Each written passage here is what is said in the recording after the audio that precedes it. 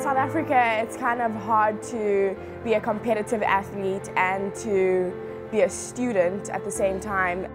When I was looking at, going to university and continuing my swimming career, I knew that the only way that was doable was to go overseas, and coming to America was the first choice, and then narrowing schools down to what fit me best and where I would thrive the most. UNH seemed like the perfect fit, and here I am 4 years later.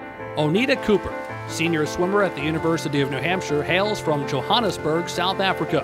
Leaving home and going to college is a challenge for any student athlete, but Cooper made the choice to attend UNH, an 18-hour flight from her homeland. The first year was a little rough for me. I didn't know whether it was the right choice, whether I was doing the right thing, whether I wanted to continue swimming, whether I was studying the right thing, but I'm glad I stuck through it, because persevering through it, I knew that this is the right thing for me and I'm in the right place. Oneida is a student of psychology.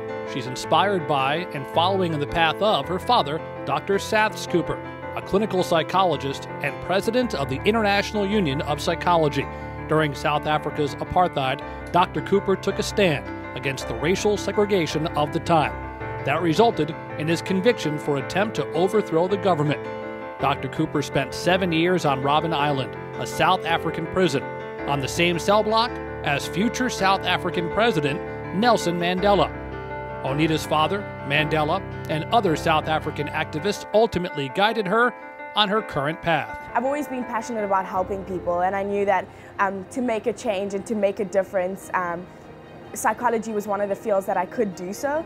So yeah, I steered towards psychology and then slowly got into women's studies, and I knew that when I wanted to become a clinical psychologist, the focus of my work would be working with women and children. And so I thought, why not get more acquainted with the women's studies field and ways to help people and make a difference. Oneida follows in the footsteps of people like her father, sharing a passion to help people. The reason why I went into psychology and women's studies is because I feel like that's my way of making a change. I mean, I have a voice, I have the education, I have the means to do something and to speak for those, personally, to speak for those women who can't. Early in her stay at UNH, Oneida felt a desire to hurry through her education, study what she needed to study, and then get back to South Africa as soon as possible.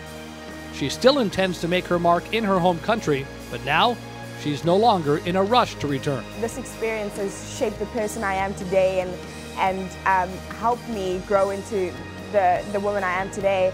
I would definitely like to stay here as long as possible and just be exposed to opportunities that say I wouldn't necessarily have at home. But I do have the need to go back home and make a difference at home and to help inspire people back home. I think, once I have become the woman and the psychologist, hopefully I become one day, I would like to go home and make a difference.